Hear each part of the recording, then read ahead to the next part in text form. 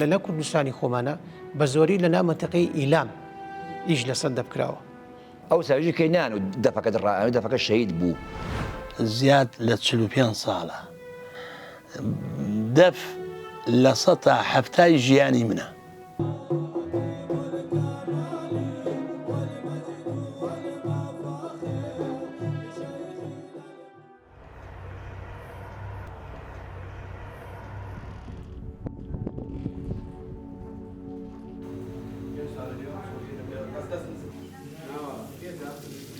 ئەو کاتە دەف چوارچەوەیەکی مڕەبعی بووە، چوار گۆشەیی بووە. دوایی تەنەقولی کردووە گواستراوەتەوە لە ناو میسرەکان ئەوان ئەم دایریان بۆ دروستکە کە ئێساکە و حەڵقەیەکی دەپێکی خڕ 1300 ساڵ پێش زاین میسرەکان دەستکاری ئالەتی دەپیان کردووە لە مڕەبع و گۆڕانە بەخڕ. دوایی هاتۆتەوە بۆ ناو عالمی ئیسلامی وردەوەدا لە سەردەمی ساسانەکانە ئەوان ئیشانتیا کردووە و وردە وردە ئەم دەفە هاتۆتەوە بۆ ناو چۆتەوە بۆ ناو ئەوروپا بۆ ناو یۆنانیەکان لەوێ ئیشی تیاکراوە.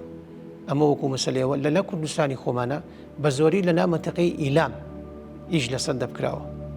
لە منتیقی شاری ئیلام ئەوان زیاتر پێوەست بوون بە مناجات و بە حەپەلاتی خۆیان هەبووە، مناسیبیان هەبووە، یادەکانی نەورۆزیان هەبووە، یان کۆمەڵێشتی تریان هەبووە، ئەم ئالەتیان بەکاری ناوەکو دەف. با بڵین بە شێوازی ئەکادیمێکە خولیایەکە زۆر کەس ئەو هەستەی هەیە و زۆر کەس حەز و ئارەزووی هەیە و هەروەها من لە توێژەرێکی زانایە بوو گوێم پێوە بوو، یعنی ئەیفەرموو دەفێکێکە لەو ئامێرانە کەوا خەمڕەوێنە. دەف عالمێکی ڕۆحانی هەیە کە ئەدرێ دەنگی ئەو دەفە ئینسان ئەو جەزبەی کە ئەیگرێت تقریبان بێژین حاڵەتێکی ڕۆحانیە کە ئەوە هەموو کەسی ئەو هەستەی پێ ناکات ئەی لە ئاهلی تەریقەت و تەسەووف نەبێت. ئەتە ئەم دەفە بەکارهێتراوە بۆ ناو مناجات و قەسیدە و زکر و تا سەدەمانێکی تقریبان بڵێن 20 ساڵ پێش ئێستەیش هەر بۆ ناو خانەقا و بۆ ناو زکر و کۆڕی زکر بەکار هاتووە.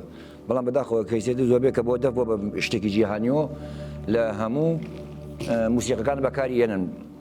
و ئیسێش ئەنواعی دەفمان هەیە. ئەمە کە دەفە بەدەست منەوە بینیت ئەمە کاتی خۆی خۆم دروستم کردووە 25 ساڵ بۆ 27 ساڵ پێش خۆم دروستم کردووە ئەم دەفەیان.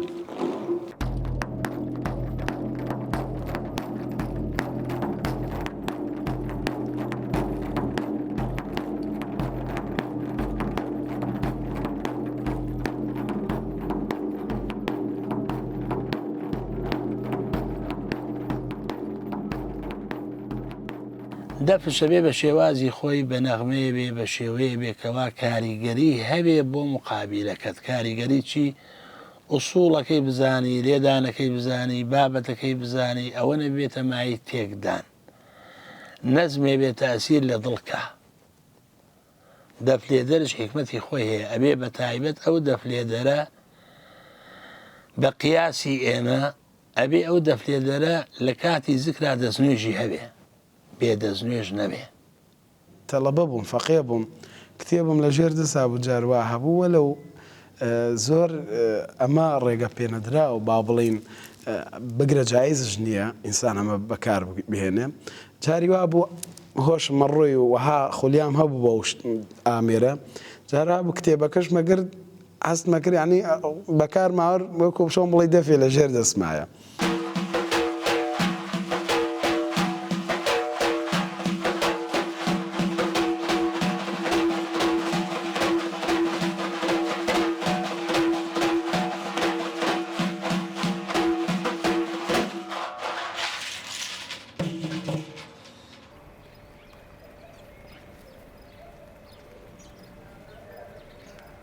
کورد هەر دەفی بەکارێناوە، بەڵام ئەم دەفەیەکی ئێستا هەیە و ئەو کاتە بەکارێناوە لە یادەکانی نەورۆزە، لە یادەکانی کۆبوونەوەیان لە حەفلەیەکیان بوو ئاهەنگێکیان کردووە ئالەتی دەفیان بەکارێناوە. مێژوویەکەیە لە سەردەمی حەزرەتی شێخ عەبدوڵقادر گیلانیە کاتێ حەلەقەی دکر زۆر گەورە بوو، حەلەقەی دکریان چۆتە 70,000 تا 100,000 کەس اینجا ئەمە بیکە بەرچاوی خۆتۆ خەڵکێکی ئاوا کۆبێتەوە بە چ ئالەتێک تۆ توانی سەوتەکان ئەوانی دواوە لە دڵەوەی پێشەوە بە یەک نەزم بڕۆن. لە کاتی ئینسان لە کاتی ئەو زگرانە کەگە دەنگی دەف ئینسانە ئیتر مێشکی مەشغوڵ ناکە بم لاولا بەس مێشکی ڕەبتە بەو سەوتەی ئەو دەفۆ ئەو تەپڵۆ ئەبێ ڕەبتی بۆ ڕۆحی پەیوەندە بەو سەوتی ئەو دەفە و ئەو تەپڵۆکە لێدرێت. زیاد لە 45 ساڵە دەف لە 170 ژیانی منە، دوای قورئان دوای سونەتی پێغەمبەر صلی الله علیه و سلم اینجا دەف بیستنی دەف. من خۆمیشێکم لەوانی کەوا دەفم لێیاوە و عاشقی دەفم و دەفیشم هەیە لە ماڵەوە و تەپڵیشمان هەیە. زۆر بەڕێز و حرمەتەوە سێری ئەو ئالەتە ئەەکەم، چونکە بۆ سیر ئەەکەم ئەمن بۆ کە لێ ئەدەین یان پیاکێشین بۆ ئەی کە بە عشقی خوا یان بۆ عشقی پێغەمبەر بەکاری بێنین، بۆ هیچ شتێکی کە بەکاری نێن. وەکو خۆم الحەمدوللا زۆر ئیحتیمامی پێم و لە تەشیە زۆر چاوم لەسەر دەفەکانە، چاوم لەسەر تەپڵەکانە لەگەڵ ئەو مەجلیسێکەوە سێریەکەم خان من یەکێکم لەوانەی کەوا زۆر تونگم لە سلەی دەبلیانە، یعنی مەجال نایە مناڵ زۆر دەستی بۆ بەرێ. ئەهلی تەسەوف و ئەهلی دڵ نەبایەت دەستی یانە وەکو چۆن دەستی تەجبیهاتی نەبێت، وەکو چۆن بێت دەسێ بێت دەستنوێژ حرامە دەست بێ بۆ قورئان. ئەوی ئەهلی تەسەوف وەرعێکن لە دەفەکە ئەهلی کەوە بێتانەکە ئەم دەفە ئەو لە ڕێزی لێ بگیرێت وەرعەکە کە بێت دەستنوێژ دەستی بۆ بات ئەو ساویژی کەینان و دەفەکە دڕائەوە دەفەکە شەهید بوو، چونکە شەهید یان پلەی بەرزە.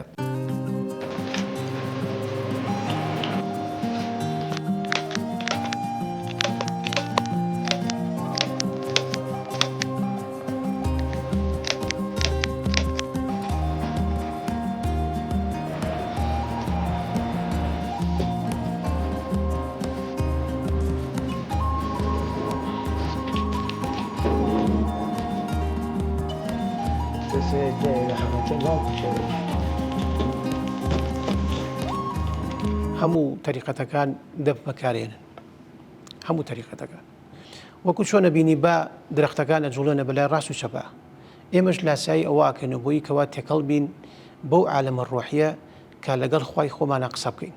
خەڵک حەزی لە ئەنواعی موسیقی هەیە وەکو بڵێ شتێکی ڕۆحیە، ڕۆحی ئینسان حەزی لێکات، ئەمە جسمی ڕۆحی ئینسان و مێشکی پێ مرتاح بێت. بۆ ئەهلی تەسەوف عیرفانیش دەف و تەپڵ ئەو واتە عالەمێکی ڕۆحانی و کە پەیوەندی لە بەنی بەندە و لە بین خوا دروستەکات. لەو کاتەیە نەزمێ دروستە بێ شمشاڵش لە وڵاتی ئێران زۆر بەکان لێ شمشاڵ لە کاتی حەلەقەی زکرا نەغمەیە پێیا ئەکا هەستەکەی ڕوح بەوە ئەبزوێ، جوڵانەوەی ڕوحا لەگەڵ یا ئینسیجام ئەکا هەردووکیان شۆرتەکە سارد و گەرم لێکەدا ئەوە نهێنیەکی خواییە. بەڵام خۆ زکرش بەبێ دەفکراوە دەشکرێ، بەڵام بە تەپڵ و دەفەوە زیاتر دەروێش جۆشەیگرێ وەکو ئەوە وایە ئاگرێک خۆشە بکەیت و پاشان هەنێ بەنزین بکەیت بەسەریا ئاگرەکە زیعەکە.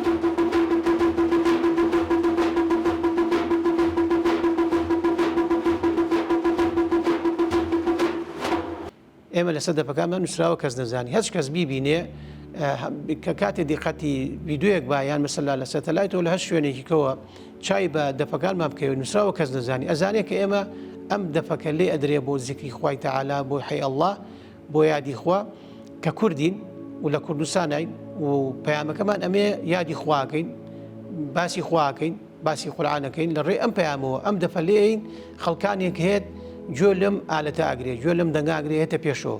من بە بۆچوونی خۆم مەگەر داهاتوەکانی ئێمە دوای ئێمە نەسڵەکانی دوای ئێمە خراپی بکەنەگینا ئەم دەفە و تەسەوفەی شڵا تا قیامەت هەر ئەمێنێت. ئێمە دڵنیا بە ئەم تەپڵ و دەفە لە دوای ئێمە شوونەوەکانی تریشە تا خوای تەعالا ئیرادەی لەسەر بێ هەروەکو خۆی ئەمێنێتەوە ئەم ڕەتمەی کە هەیە ئەم ئالەتە و ئەم بابەتی نەزمی لیادە هەروەکو خۆی ئەڕوات نەوە بە دوای نەوە شارەزایانەکەین فێرانەکەین وەکو خۆی بڕوات لەوە جاتێ نایڵین تێکەڵ بێ و بە ئیزنی خوای تەعالا ئینشەڵڵا تا ئەو کاتەی لیقای خوایەکەین هەر بۆ دەستورامێنێتەوە ئینشەڵڵا.